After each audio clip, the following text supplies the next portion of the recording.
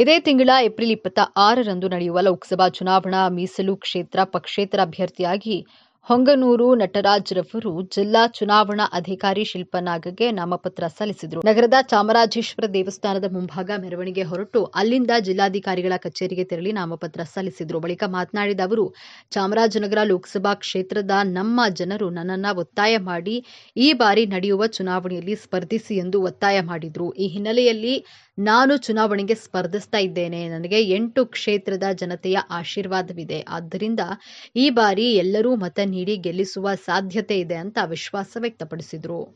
ಚಾಮರಾಜ ಜಿಲ್ಲೆಯ ಸ್ಪರ್ಧೆ ಮಾಡ್ತಾ ಇದ್ದೀನಿ ಲೋಕಸಭಾ ಕ್ಷೇತ್ರಕ್ಕೆ. ನನ್ನ ಜನ ತುಂಬ ಇದು ಮಾಡಿ ಒತ್ತಾಯ ಮಾಡಿ ನನಗೆ ಜನ ಎಲ್ಲ ಸಹಕಾರದಿಂದ ನಿಲ್ತಾ ಇದ್ದೀನಿ. ಇನ್ನು ಸುತ್ತ 4-8 ಕ್ಷೇತ್ರಗಳಲ್ಲೂ ನನಗೆ ಜನ ಒಲವಿದೆ.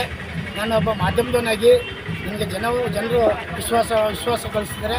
ನಾನು ಎಲ್ಲ ಥರದಲ್ಲೂ ಜನರ ಬಾಯಿಯಾಗಿ ಜನರ ಸಹಕಾರದಿಂದ ನಾನು ಒಳ್ಳೆ ಕೆಲಸ ಮಾಡಬೇಕು ಅಂತ ನನ್ನ ಅಭಿವೃದ್ಧಿಯಿಂದ ಜನರು ನನ್ನ ಆಯ್ಕೆ ಮಾಡಿ ಕಳಿಸ್ಕೊಟ್ರೆ ನನಗೆ ಅಷ್ಟೇ ಸಾಕು.